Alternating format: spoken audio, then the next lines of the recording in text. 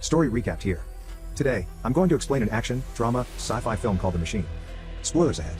Watch out and take care. In the not-so-distant future, the Western nations are in a Cold War against China, forcing them into the deepest recession recorded in history. The United Kingdom's Ministry of Defense is putting all its resources to support laboratory experiments in developing and perfecting an artificial intelligence cybernetic brain implant for physically impaired and brain-dead soldiers to regain their lost functions, creating the perfect cyborg soldiers that obey orders without questions, making them capable ruthless killers. Meanwhile, in the United Kingdom's military base, Dr. Vincent McCarthy, a scientist specializing in artificial brain transmutation, tests the brain implant fixed on the revived Paul Dawson, a soldier who was killed in action 2 years ago. McCarthy sets up a cognitive test for his subject. After the test and disappointed with the results, McCarthy and his colleague argue about his decision to terminate the subject. Paul takes a pen and suddenly embraces McCarthy with affection. Alarmed by Paul's irrelevant action, McCarthy commands him to sit. Paul refuses and stabs him on the chest instead. Bleeding all over the computer, McCarthy quickly prompts the system to shut Paul down, but as he keys in the commands, Paul is relentlessly stabbing his colleague to her death. Paul picks up a rifle and as he points it towards McCarthy, he immediately lowers it down and apologizes after realizing his mistakes. However, the security team arrives and immediately shoots Paul on the head. After a period of healing, McCarthy wakes up from a nightmare. He fixes himself and dresses up to host an interview for aspiring candidates to aid him in his research. In the interview, McCarthy throws cognitive questions to the AI being presented to him. However, he ends his day unsatisfied and frustrated. On his way home, he comes across Paul Dawson's mother, who regularly stays on the road to the military base entrance, waiting for her son. At home, McCarthy is looking after his daughter, Mary, who suffers from Rett syndrome, a genetic neurological dysfunction that impairs speech and hand-eye coordination that includes a symptom of irrelevant hand movements. In another interview, Ava, a researcher from Stanford, demonstrates her latest development on artificial intelligence as she explains how her program integrates information rather than processing terabytes of data. She claims that her program relies on actual experience. McCarthy gives his attention and asks Ava the sort of experience that her program is derived from. She then explains that her program gathers information from their daily conversations because they chat every day. Skeptic, McCarthy then starts to procure tests for Machine, the name of Ava's AI program, and begins his usual routine of asking cognitive questions. After the test, McCarthy appreciates Ava for the beautiful programming. However, Ava corrects him and alleges that it's not programming, but Machine taught itself of the answers. McCarthy then calls for a 10-minute recess. Feeling disappointed, Ava starts to pack her things when McCarthy approaches to ask her about the configuration of her program. Acting all clever, Ava bargains that if he grants her the position, she will tell him. McCarthy then persuades Ava to continue her research under his supervision as he elaborates about his access to the quantum computer, unlimited funds, and acquisition of the best robotics team. Ava becomes suspicious of his proposal and asks McCarthy for the real deal. McCarthy honestly discloses that the Ministry of Defense is the one who supports his project. She then displays her disapproval of the idea that her research will be used in making weapons for the government. However, McCarthy insists that he is making intelligent machines, not weapons for the government.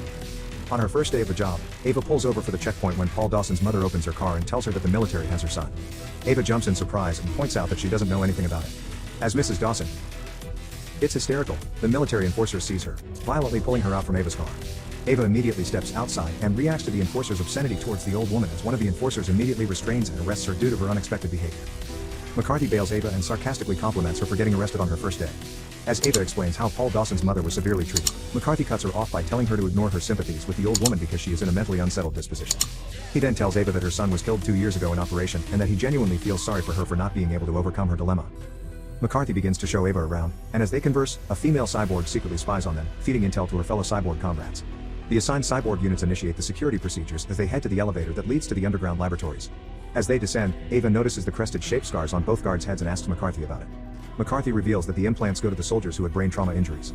The implants help restore their vision, mobility, memory, and vastly improve their quality of life. However, the program's side effects render the cyborgs completely mute several months after the operation for unknown reasons.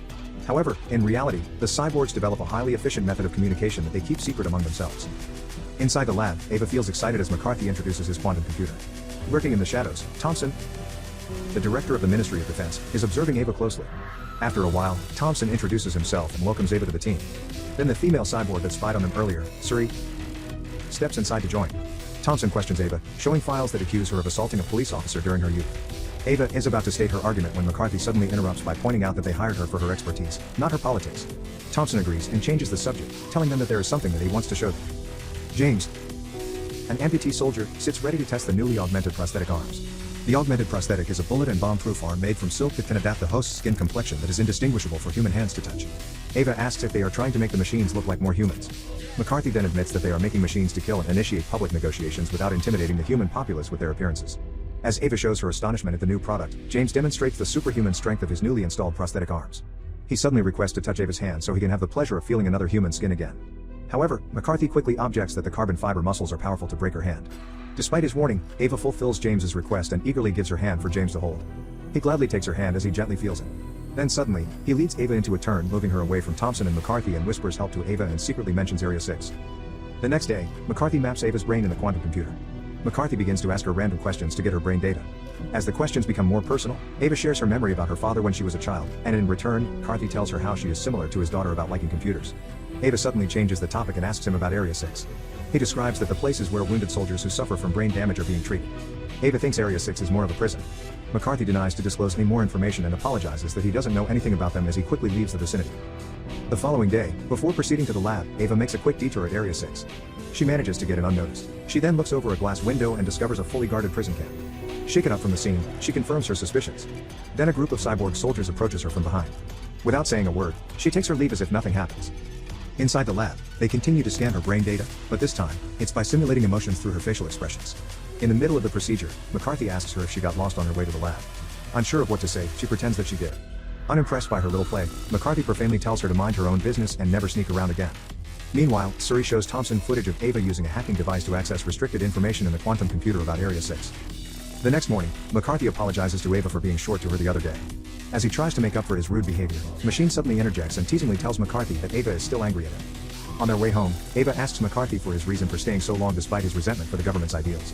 McCarthy confesses that he needed what he had to do to chase after his research for developing brain implants to cure his daughter, who is suffering from Rett syndrome. As they continue to drive, they suddenly come across Mrs. Dawson again, who is crying in the middle of the road. Ava suggests giving the old woman a ride to the town and McCarthy agrees. Ava then approaches the old woman when a Chinese imposter, disguising as Mrs. Dawson, suddenly faces her and stabs her in the gut. Meanwhile, Thompson simultaneously receives a transmission of real-time footage of the incident. He continues to watch the footage of Ava struggling as the imposter shoots her on the chest. Doing nothing, he leaves Ava for dead.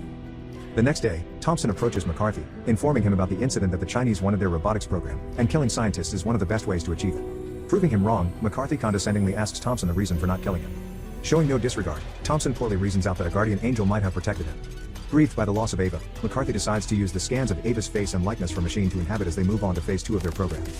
Completing the process, McCarthy tries to remove Machine's restraints. Then all of a sudden, Machine quickly grabs his hand and compliments its smell. Uncertain on how to react, McCarthy instead thanks Machine for being gentle. Machine acknowledges if not of her gentleness, his arm would undeniably break. Then the team begins the cognitive tests. McCarthy starts to ask the usual cognitive questions. When McCarthy finally asks about her first memory, Machine answers that it was the memory of her mother. Curious, he asks if she can remember her mother's face. As she looks at herself on the monitor, Machine points out to her face and says that her mother looks like her. Satisfied with the results, they proceed to phase 2. Phase 2 is to verify Machine's emotions. They begin the test by placing a spider in front of the Machine's face. This test intends to force Machine into outrage, but instead of exhibiting anger, it exhibited fear. After the test, Machine repeatedly thanks McCarthy after ordering his subordinates to remove the spider away from her. Looking at how Machine reacted, McCarthy now thinks that she is becoming more and more human. They begin with the second test. A scientist who is walking backward is moving towards the Machine. She displays confusion while looking at the scientist. Then the scientist suddenly faces her while wearing an evil clown mask. Out of surprise, she immediately sticks her finger inside the scientist's head, causing him to die instantly. McCarthy reprimands Machine for killing the man, but she contests that she did not intentionally kill the man, for she doesn't know that clowns and men are the same. She sincerely apologizes for causing the accident, and after a few seconds of showing remorse, she then shuts herself down. After the incident, McCarthy visits James in Area 6 and later finds out that he lost his speech because of the implant. Despite his position, McCarthy doesn't neglect to inform him about Ava's death. When he notices that the cyborgs are carefully on the watch, he then decides to leave. After a few seconds, Suri arrives and speaks the robotic language to James.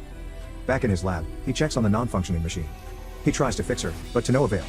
After a few moments, ensuring that McCarthy is no longer in his lab, Suri goes inside his lab. As Suri closely examines her, Machine suddenly grabs her hand and speaks the robotic language as if threatening her or telling her something important. The following day, McCarthy is surprised to see Machine back on her feet. But McCarthy receives a call from Mary's doctor, informing him of her terrible condition. As Machine listens to McCarthy's voice, she then tells him how he looks so sad.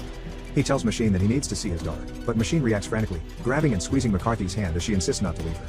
As McCarthy begins to sound agitated, Machine lets go of his hand. Then McCarthy reprimands her for using her strength against people in order to achieve her objective. At the hospital, he goes to see Mary's doctor. The doctor explains the severity of Mary's case. After hearing such bad news, he goes to see Mary and immediately begins downloading the facial and brain scans of her daughter. Meanwhile, Thompson maliciously approaches Machine and instructs her to download a secret file embedded in her system. Machine obediently agrees. After it was downloaded, she can suddenly speak many different languages and instantly becomes equipped with combat skills. Thompson takes Machine into a room and reveals the man who killed her mother as he brainwashes Machine, letting her grow more at odds with her sense of morality. The next day, McCarthy arrives at his lab and surprisingly finds Machine acting all strange, sitting under a table. Machine becomes increasingly distressed and asks McCarthy to protect her. Uncertain of what has happened, McCarthy tries to comfort her. McCarthy goes straight ahead to Thompson and confronts him about what he did to Machine. Thompson answers that it is the sole purpose for her existence. Showing contempt, McCarthy argues that Machine is more than just a cybernetic soldier, but a scientific breakthrough, capable of human emotions. Thompson scorns in disbelief and challenges McCarthy to stop his intervention with Machine until proven that she is indeed alive. McCarthy goes to see Machine and tells her about the discussion he had with Thompson. After hearing his intentions, Machine offers that she will do anything that is deemed necessary. Then Mary's doctor calls and breaks the bad news regarding Mary's operation and tells him that the child did not make it. As McCarthy spaces out in deep thought, Machine confesses her love for him without him noticing. During McCarthy's absence, Machine resumes her military training. Days pass after Mary's burial, and McCarthy finally goes back to the lab. Being absent for quite a while, he seems to have lost sight of the purpose. Machine empathizes with him and tells him that he needs to look closer for him to know what he is looking for. McCarthy looks at his image in the quantum computer. As he is able to look in closer, he finally discovers what he was looking for. He then rushes towards Thompson and explains his discovery: spontaneous integrated information, also known as consciousness, that is evident in Machine's programming. Thompson tells him that it should be the last thing they want, having a conscious machine that makes their own decisions. He then orders McCarthy to remove the part that makes Machine conscious. Feeling cheated, McCarthy refuses. Then Thompson shows the last file of Mary's brain scan, using it as leverage against him. McCarthy tells Machine that they want her to become more like a machine and less of a human. He explains that even though it is against his will, the procedure must be done to avoid losing her daughter permanently. Machine, who has come to love McCarthy, believes in his decision and agrees to sacrifice herself for her daughter's sake. In the operating room, McCarthy bids his last farewell to Machine. As he makes an incision into Machine's brain implant, she suddenly stiffens and tells McCarthy that she is afraid to die. As McCarthy tries to speak comforting words, he suddenly takes the chip that makes her conscious, and instantly, Machine loses her life. He then informs Thompson about the operation. As Thompson commands him, he tells McCarthy that he has deleted his daughter's brain scans for the program's security. McCarthy violently reacts, but before he can do anything to Thompson, the guards restrain him and stun him. Several days later, Machine becomes more and more efficient as a killer. Until finally, Thompson is ready to give her the final test. Meanwhile, Suri and the cyborg soldiers are also getting ready to initiate their most awaited plan. The day of the final test arrives. One of the cyborg soldiers drags McCarthy into a room. After being restrained, he sees Machine pointing a rifle towards him. Thompson commands Machine to shoot McCarthy on the head. Machine pulls the trigger with no hesitation. To his relief, the rifle was empty. It is only a test to verify Machine's commitment to Thompson, not to kill McCarthy.